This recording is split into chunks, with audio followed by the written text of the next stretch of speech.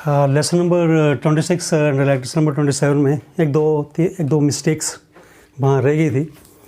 तो ये few corrections in these two lessons which got committed inadvertently due to copy and paste.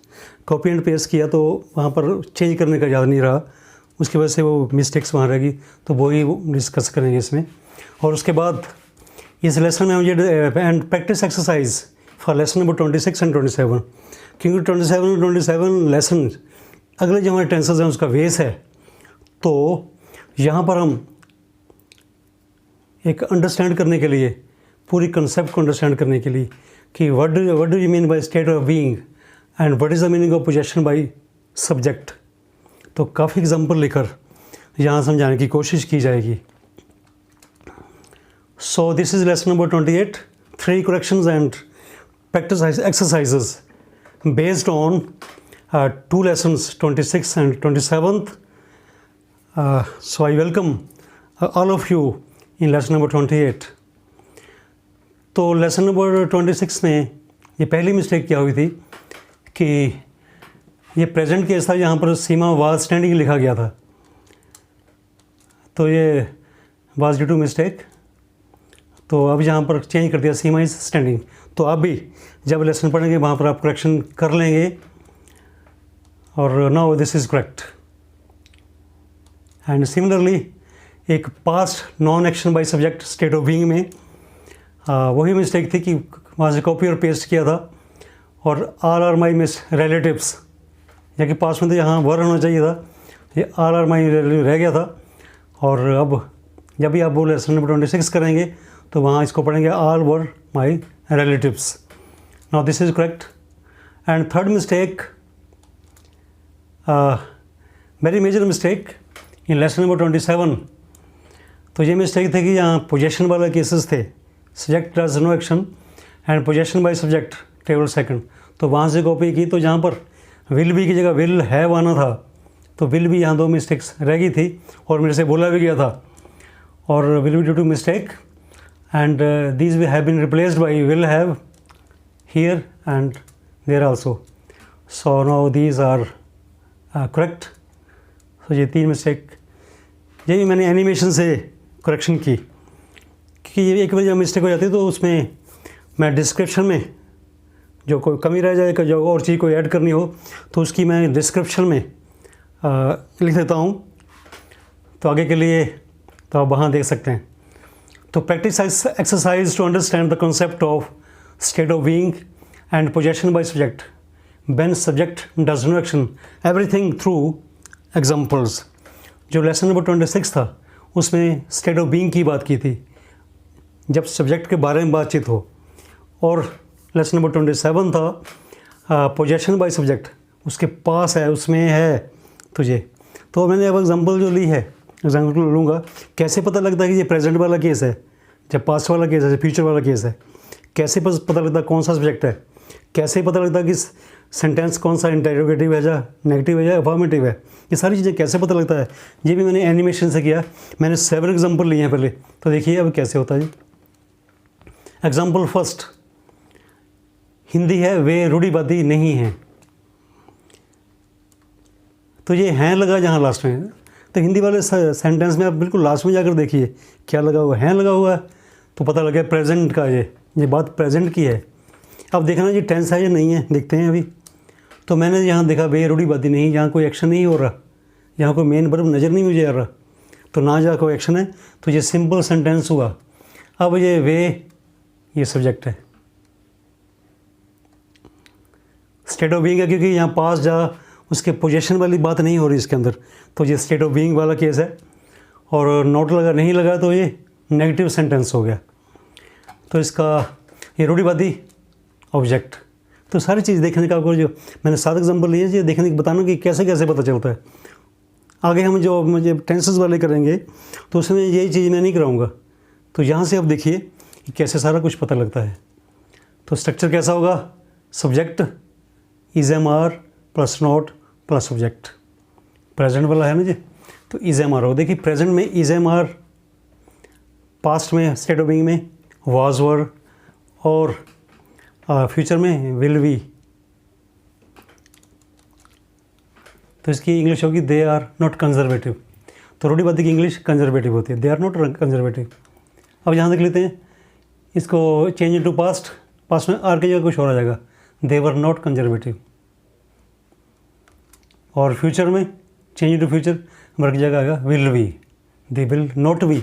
तो will be लगा तो note कहाँ लगेगा, बिल के बाद लगेगा, बिल बी नोट नहीं लगेगा, बिल के बाद। अब एक क्वेश्चन और पैदा होता है कि जब फ्यूचर की बात आती है तो बिल के बाद या तो वी लगा होता है या हैव लगा होता है पोजीशन के लिए, या कि बाकी में इज एम आर के साथ नहीं लगा होता और हैज़ हैव हैड के साथ भी नहीं लगा होता। कि ये कारण ये है कि ये मोडाल वर्ब्स होते हैं, जो will and shall, these are modals, यानी मॉडल ऑक्सिलरी वर्ब भी बोलते हैं इनको। तो मॉडल ये वर्ब कभी अकेला नहीं आता, एक दो एक्सेप्शन छोड़कर, नीड और आउट टू वाला उसको एक्सेप्शन छोड़कर, नीड और डेयर, तो बाकी जितने भी हमारे मॉडल्स हैं उनके साथ वर्ब की फर्स्ट फॉर्म आती है। तो जहाँ विल के साथ वी लगा तो ये भी मेन वर्ब नहीं है, तो वहाँ विल के साथ हैव लगता है पोजेशन में, यहाँ बी लगता है, ये कारण है।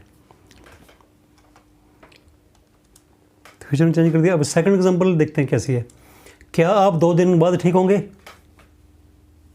क्वेश्चन मार्क लगाया, क्या आप 2 दिन बाद ठीक होंगे। देखो कैसे पता चलता है, होंगे से पता लग गया ये फ्यूचर है, आने वाली बात है।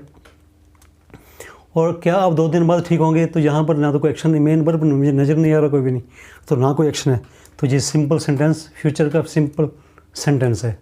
आप, तो ये सब्जेक्ट है, क्योंकि क्या के बाद सब्जेक्ट आता है।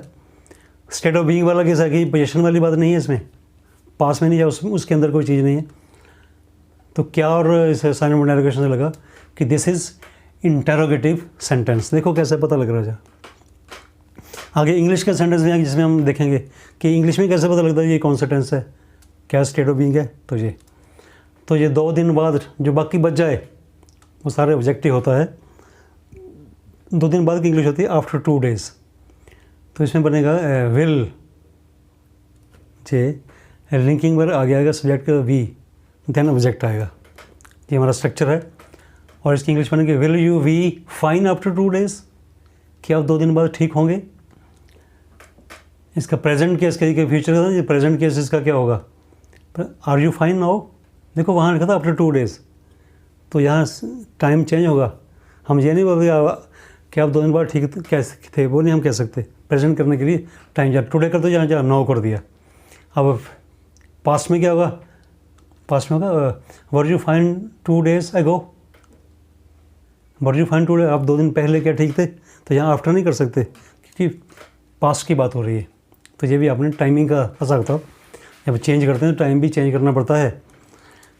एंड नाउ एग्जाम्पल थर्ड, हमारे स्कूल में खेल के 2 मैदान थे पास्ट, बिल्कुल ठीक। जहाँ भी हमारे स्कूल में खेल के 2 मैदान थे, तो ये एक बात है जहाँ तो मेन वर्ब एक्शन भी नहीं है, सिंपल सेंटेंस है ये। तो स्कूल में 2 मैदान थे, मीन स्कूल के पास 2 मैदान थे। तो ये पोजेशन वाला केस आएगा, बाद में लगेगा हमारे स्कूल सब्जेक्ट है ये, और पोजेशन की बात का पता चल गया आपको। और अफर्मेटिव सेंटेंस है, इसमें ना तो नहीं है ना तो क्या की बात है, ना क्यों की किसी की बात है, तो इसलिए ये अफर्मेटिव सेंटेंस है। खेल के मैदान जो बाकी बच जाए वो सारा ऑब्जेक्ट होता है। तो जहाँ मैं क्या देखता हूँ, क्या बनेगा, सब्जेक्ट हैड ऑब्जेक्ट, हाँ जी। तो उसमें क्या होता है जब पोजेशन वाले में हैड, और प्रेजेंट वाले में क्या होता है हैव हैड, और फ्यूचर वाले में विल हैव होता है। तो यहाँ हैड लगेगा। तो क्या बना इसका, अवर स्कूल हैड 2 प्लेग्राउंड्स। अगर मैं इसका करूँ कि ये पास्ट में, तो प्रेजेंट क्या बनेगा इसका, चेंज टू प्रेजेंट, ये बनेगा अवर स्कूल हैज़ 2 प्लेग्राउंड्स। क्योंकि अवर स्कूल अकेला है तो हैज़ आएगा, अगर ज़्यादा होते तो हैव आना था। उसके बाद फ्यूचर में चेंज करके देखते हैं, अवर स्कूल विल हैव 2 प्लेग्राउंड, बिल्कुल लग गया पता। अब इसी सेंटेंस को हम किसी और तरीके से बना सकते हैं, देयर का यूज़ करके। There were 2 playgrounds in our school, this is in past, and there are 2 playgrounds in our school, ये हो गया प्रेजेंट वाला। And there will be 2 playgrounds in our school, ये हो गया फ्यूचर वाला, पोजेशन वाला। तो ये हर एग्जाम्पल में नई चीज़ है, नया तरीका है करने का, नई एनिमेशन है, तो आप इसको सीखेंगे। क्या तुम्हारे पास पेन नहीं था? देखो तो इसमें देखते हैं क्या तुम्हारे क्या लगा आगे, तो ये इंटररोगेटिव पता लग गया। पहले तो हमें था देखना है, ये पास्ट है भी। मेन वर्ब पेन था उसके पास, तो इसमें तो no main verb, no action. देखो simple sentence, simple past, possession वाला लगता है। देखते हैं तुम्हारे पास है ना जी, तो आगे देखते हैं सब्जेक्ट हो गया जी, और पास से लगा पोजेशन का पता कि ये पोजेशन वाला, स्टेट ऑफ बीइंग वाला नहीं है, ये सेंटेंस है पोजेशन वाला, तो हम वही यूज़ करेंगे। और नेगेटिव और क्या से लगा पता, नेगेटिव इंटरोगेटिव सेंटेंस, और पेन क्या है, ऑब्जेक्ट है सिर्फ। और डिड, सब्जेक्ट, नोट, हैव। मैं 26 और 27 में काफ़ी डिटेल में स्ट्रक्चर बताइए, स्ट्रक्चर आपके बिल्कुल दिमाग में होनी चाहिए आगे के लिए, तो आप जल्दी से बना सकते हैं, चाहे बोलना हो चाहे लिखना हो। Did you not have a pen, did you not, हाँ सब्जेक्ट के साथ नोट आएगा, हैव अ पेन। तो ये था हमारा चेंज इन टू प्रेजेंट। क्या होगा, did you have a pen, नहीं do you not have a pen. Did तो पहले था ना पास्ट में, तो डू आ गया इसके, do you not have a pen. तो फ्यूचर में क्या आएगा, will you not have a pen. तो ये 3 महीने सामने देखो, तरीका अलग अलग है, हर स्लाइड में अलग अलग तरीके से बताया गया है। कभी शुरुआत ही है क्योंकि दूसरे के ऊपर किसी खुला छोड़ा है, देखिए यहाँ कंपैरिजन करने के लिए चेंज आता है इसमें ही। ये हमारे लिंकिंग वर्ब में चेंज आता है, बाकी सब्जेक्ट और ऑब्जेक्ट बिल्कुल वैसे रहते हैं, बाईं तरफ सब्जेक्ट और दाईं तरफ ऑब्जेक्ट, और बीच में जो लिंकिंग वर्ब चेंज उसमें आता है, बाकी चेंज कहीं नहीं आता। एग्जाम्पल नंबर 5, तो कैसा लग रहा होगा, देखो अलग अलग सेंटेंस का अलग अलग तरीका तो होगी। सबसे पहले लास्ट, हिंदी में सबसे बड़ी बात कि लास्ट का शब्द देखिए क्या है, तो फ्यूचर है ये। No main verb in this, no action, simple sentence. जैसे हम टेंसेस करेंगे तो वहाँ मैं बताऊँगा आपको कि मेन वर्ब का पता कैसे लगता है, मेन वर्ब है या नहीं है, कि यहाँ तो नो एक्शन वाले केसेस हैं। तो आगे जाके जब टेंसेस करेंगे वहाँ हम कंपैरिजन करेंगे, मैं बताऊँगा कि इसमें पता कैसे लगा जी मेन वर्ब है। तो उसकी ये हमारा सब्जेक्ट है, पोजेशन वाला उसके पास अच्छी नौकरी होगी, तो उसकी पोजेशन वाला केस है ये। और ये फॉर्मेटिव सेंटेंस, क्योंकि ना तो इसमें नेगेटिव है और ना इसमें क्या वाली बात है, तो ये ऑब्जेक्ट अच्छी नौकरी, good job. Subject will have plus object, ये सब्जेक्ट और ऑब्जेक्ट विल हैव, तो ये हो गया he will have a good job. तो ये हमारा फ्यूचर वाला केस है। प्रेजेंट का कैसे होगा, he has a good job. Past वाला कैसा होगा, he had a good job, उसकी अच्छी नौकरी थी, उसकी अच्छी नौकरी है और उसकी अच्छी नौकरी होगी, ये सारा हो गया। एग्जाम्पल नंबर 6, वो कहा मैंने सिंपल एग्जाम्पल है ताकि समझने के लिए। होगा फ्यूचर, बिल्कुल पीछे लास्ट वाली चीज़ें, चाहे टेंसेस हो चाहे टेंसेस ना हो, लास्ट वाले शब्द से उसका पता लग जाता है कि कौन सा टाइमिंग की बात हो रही है। तो फ्यूचर की यहाँ ना तो मेन वर्ब है ना कोई एक्शन है, तो सिंपल, ये मैंने पहले भी काफ़ी बताया है इसके बारे में कि मेन वर्ब क्यों नहीं है, तो क्योंकि इसमें एक्शन कोई नहीं हो रहा। दिस सब्जेक्ट है वो कहाँ होगा, वो स्टेट ऑफ बीइंग वाला केस है जी, इंटरोगेटिव सेंटेंस है। कहाँ, WH फैमिली का होगा, कहाँ की बात आ गई, तो WH फैमिली से इसको करेंगे। इसका WH फैमिली वेयर होगा, इसका will plus subject plus V. Where will he be, where will he be, present where is he, वो कहाँ है, उसके ऊपर का वो कहाँ होगा। वेयर वाज ही, वो कहाँ था। देखो किस में चेंज आता है, सिर्फ लिंकिंग वर्ब में चेंज आता है। अब लिंकिंग वर्ब आगे जाकर जब हम टेंसेस में जाएंगे तो वहाँ ये सारे हेल्पिंग वर्ब बन जाएंगे। एग्जाम्पल नंबर 7 मैंने ली इंग्लिश वाली, I do not have time. इसमें कैसे पता लगता कि कौन सा टेंस है, डू से लगा पता भी, ऑक्सिलरी वर्ब से पता लगता। तो जहाँ से लिंकिंग वर्ब है तो वहाँ से लगता पता, ये प्रेजेंट है, ये मेन वर्ब नहीं है इसमें। देखा मैंने सारा, आई डू नॉट हैव, इसमें कोई ऐसा शब्द नहीं है जिसका हम इसकी वर्ब की फॉर्म बना सकें और यहाँ एक्शन शो, कुछ भी नहीं इसके अंदर। तो ये सब्जेक्ट आई, हैव से हमें पोजेशन का पता लगा, डू नॉट लगा, डू नॉट हैव, इसे पोजेशन का पता लगा। और नोट से लगा नेगेटिव सेंटेंस का पता लगा। And time is the object here. तो स्ट्रक्चर इसका subject do does not have object, possession वाली बात है ना ये, तो डू डज लगेगा। डू डज लगता है, हैव नहीं आता, हैज़ नहीं आता कभी, हैव ही आता है। और चाहे हैड भी नहीं आता, जब डिड लग जाए तो हैव आता है। मेरे पास समय नहीं है, I do not have time. तो इसका पास कैसे बनेगा, मेरे पास समय नहीं था। इसकी इंग्लिश क्या बनेगी, I did not have time. Future में कैसा होगा, मेरे पास समय नहीं होगा। लास्ट में होगा लगा ना, ये फ्यूचर लगा जी। अब है लगा तो प्रेजेंट है, या था लगा तो ये पास्ट है। अब फ्यूचर होगा में क्या होगा, I will not have time. तो क्या चेंज हुआ, चेंज सिर्फ वही होता है। क्या चेंज होता है, हिंदी में लास्ट का सब चेंज होता है, और इंग्लिश में जो ये वर्ब्स यानी लिंकिंग वर्ब्स चेंज होते हैं। ओके, अब मैं ये सारा आपको जो मैंने पीछे एग्जांपल्स की, इसमें आपको पहचान करनी आ गई, सेंटेंस के बारे में पता लगा। तो ये more example Hindi sentence by viewer Smriti Sharma. तो मैंने एक बच्चे ने मुझे ये सेंटेंसेस भेजे उसकी इंग्लिश बनाने के लिए। तो मैंने पीछे 7 जो मैंने एग्जांपल्स की, उसके बेस पर आपको बिल्कुल समझ आ गया सेंटेंस का कि उसके टाइमिंग्स का पता कैसे लगता है कि वो समय का पास्ट का है या प्रेजेंट का है या फ्यूचर का है, और कैसे कैसे पता लगता है कि वो नॉन एक्शन वाला केस है, और कैसे पता लगता है कि वो स्टेट ऑफ बीइंग वाला केस है, और ये भी कैसे लगता है पता कि वो पोजेशन वाला केस है। तो thank you Smriti Sharma, you have sent me so many sentences in Hindi and I am using those here। एक आध अपना है, बाकी सारे आपके हैं। तो समय पैसे से अधिक महत्वपूर्ण, ये मैंने अपना बनाया, बाकी जो बाकी आगे आएंगे वो सारे आपके हैं। समय पैसे से अधिक महत्वपूर्ण है, प्रेजेंट। अधिक महत्वपूर्ण, मोर इम्पोर्टेंट। समय, टाइम, पैसे, मनी हो गया जी, से अधिक। तो इज आएगा बीच में, टाइम है subject, time is more important than money. तो जी आपको अगर दोनों तरफ से आप रखे देखिए, करके देखिए।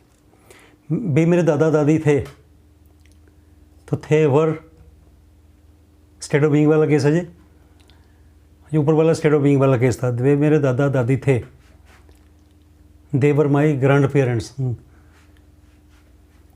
अगर माता पिता बोले तो पेरेंट्स होते हैं, तो जी देवर, दे वर तब क्यों लगा, क्योंकि ये प्लूरल था। सक्षम के पास एक पिस्तौल होगा, पास वाले पोजेशन वाला जी फ्यूचर पोजेशन वाला केस है, होगा ये लगा हुआ। तो सक्षम विल हैव अ पिस्टल। मैं जल्दी कर रहा हूँ कि मैंने जो 7 एग्जाम्पल किए हैं, वहाँ मैं आप बिल्कुल वैसा लाइन सर्कल करके देखेंगे कि किस में टाइमिंग का पता कैसे लगा, एक वैसे पता लगा कि वो पोजेशन वाला केस है या स्टेट ऑफ बीइंग वाला केस है। बिल्कुल आराम से आपने करना सारा है। सक्षम के पास एक पिस्तौल है, उसके पास की बात आगे तो विल हैव लगेगा। और यहाँ ही चेंज करके देख लो आप, सक्षम के पास एक पिस्तौल है, तो सक्षम हैज़ ए पिस्टल। अगर सक्षम के पास एक पिस्तौल था, ये करके देख लो, तो सक्षम हैड ए पिस्टल। तो ऐसे आप सभी को करके देख सकते हैं अपने मन में। पर मैंने आगे अगली स्लाइड में होमवर्क दिया, अपने वो करना 20 सेंटेंस है वहाँ पर, वो करेंगे आप। ये आप मन में कर सकते हैं। 2 दिन बाद मेरे पास एक लैपटॉप होगा, नहीं होगा 2 दिन के बाद की बात है, लैपटॉप होगा उसके पास, तो फ्यूचर का है ये। 2 दिन बाद मेरे पास ये हमारा सब्जेक्ट है, एक लैपटॉप 2 दिन बाद ये हमारा ऑब्जेक्ट है। सो इसका बनेगा I will have a laptop after 2 days। तो यहीं करके देख लो, लैपटॉप था तो क्या आएगा, आई हैड, है आई हैव। तो जैसे क्या उसके खेत में आम के 2 पेड़ थे, did is field have 2 mango trees. यहाँ हैज नहीं लगाना भाई, डिड की वजह से हैव आ रहा है यहाँ पर, क्या वाला है ना जी, तो फील्ड के साथ हैज नहीं कहीं लगा देना, ये डिड लग जाए तो हैज नहीं आता, हैव आता उसके साथ। एक तरीका और इसका करने का, were there 2 mango trees in his field, क्या उसके खेत में 2 तरीके हैं को करने के, देर का यूज़ करके, कुछ संसाधन देर का यूज़ करके भी कर लेते हैं। तो ये आप बिल्कुल अलर्ट दोनों आपको आने चाहिए।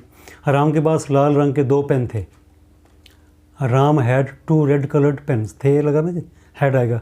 अगर जहाँ होता हैं तो यहाँ हैव आएगा, और जो पेन होंगे तो यहाँ विल हैव आएगा।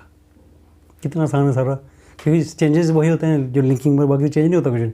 कुछ समय पहले राम के पास अपना घर नहीं था, कुछ समय पहले की बात हो रही है, तो ये था, पास्ट है। राम डिड नॉट हैव, कि हैड नॉट नहीं कर लगाना, या डिड नॉट हैव लगाना। ए हाउस सम टाइम्स अगो, कुछ समय पहले। अलग अलग को, क्या उसकी अलमारी में 2 कंबल हैं? डज हिज अलमीरा हैव 2 blankets? और तरीका क्या इसका करना, are there 2 blankets in his अलमीरा?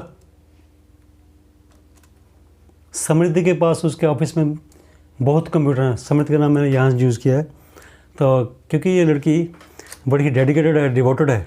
मैं जैसे ही करके हटता हूँ तो थोड़े टाइम के बाद ही ये सारा होमवर्क करके सबसे पहले मुझे भेजती है।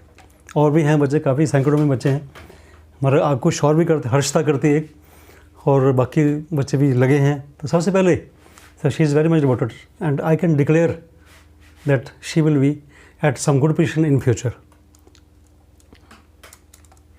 Samriti has many computers in her office.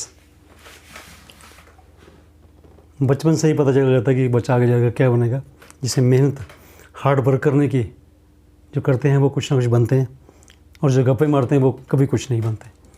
मेरा एक भाई और 2 बहनें हैं, जो सेंटेंस उसने भेजा था, I have 1 brother and 2 sisters। तो ये मैंने सेंटेंस, काफ़ी सेंटेंस भेजे थे, मैंने थोड़े से चूज़ किए जो सारा कुछ कवर करते थे। अगली स्लाइड में मैंने सेंटेंसेस दिए हैं, उसमें जो तो हिंदी में लिखा होगा उसकी आपने इंग्लिश बनानी है, और जो इंग्लिश में लिखा उसकी आपने हिंदी बनानी। तो 20 के आसपास सेंटेंसेस आगे दिए, वो आगे के लिए आपके लिए होमवर्क होगा। तो ये है, देखिए, फॉर सेल्फ प्रैक्टिस। उस बच्चे के पास पुस्तक होगी, वो आदमी घर पर सोया हुआ था। This red one is mine, उसकी 2 बहनें नहीं हैं। तो ऐसे लिखे हैं सारे। पिछले कल लड़का घर पर नहीं था, हर कार विल हैव पेट्रोल।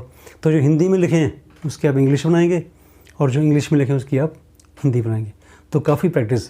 तो ये लेसन बनाने का मेरा सबसे बड़ा आइडिया ये था कि बच्चे को ये तो पता लगे कि प्रेजेंट क्या है, पास्ट क्या है, फ्यूचर क्या है।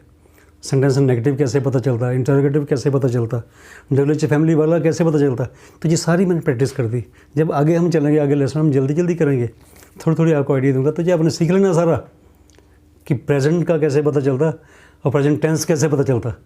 आगे जब मेन वर्ब आएंगे तो टेंसेस की बात शुरू करेंगे अब हम। तो टेंसेस की बात करने से पहले ये मेरा इस प्रैक्टिस एक्सरसाइज को करना बहुत जरूरी था। और मेरे से 3 गलतियाँ पीछे रह गई थी, किसी ने पॉइंट आउट की तो मैंने डिस्क्रिप्शन में भी डाल दी थी, आगे के लिए कोई और कुछ चीज़ बच जाए। क्योंकि एक इंग्लिश ऐसी लैंग्वेज जिसमें बड़ी एक्सेप्शंस होती हैं, बड़ा कुछ रह जाता है। हम करते तो हैं, पर करने के बावजूद भी ऐसा लगता है कि बड़ा कुछ रह गया। तो जो चीज़ें रह जाती हैं उसको मैं डिस्क्रिप्शन में मैं शो करता हूँ। अब डिस्क्रिप्शन देखा करो। तो ये लेसन आपको कैसा लगा? इसे मैंने एक नए तरीके से सेंटेंसेस को डील करने का तरीका था, हिंदी से इंग्लिश और इंग्लिश को हिंदी में, ताकि। तो thank you so much. Next lesson will be about present indefinite tense. उसमें हम स्ट्रक्चर करेंगे, पहले स्ट्रक्चर थोड़े पर यूजेस, बड़ा आनंद आएगा। उसमें अलग अलग बनेंगे सारे, इकट्ठे हम तीनों टेंसेस को इकट्ठा नहीं कर सकते। मैं इंडेफिनिट की बात, प्रेजेंट की बात अलग से करूँगा, पास्ट इंडेफिनिट अलग से करूँगा, ऐसे फ्यूचर इंडेफिनिट। सिमिलरली कंटिन्यूस की बात तीनों की अलग अलग, फिर परफेक्ट की, फिर परफेक्ट कंटिन्यूस की। तो ये इस लेसन से, जो पिछले मैंने लेसन की अभी टेंसेस सीरीज शुरू की है, आप प्लेलिस्ट में जाकर भी देखेंगे, वहाँ इकट्ठे आपको मिलेंगे।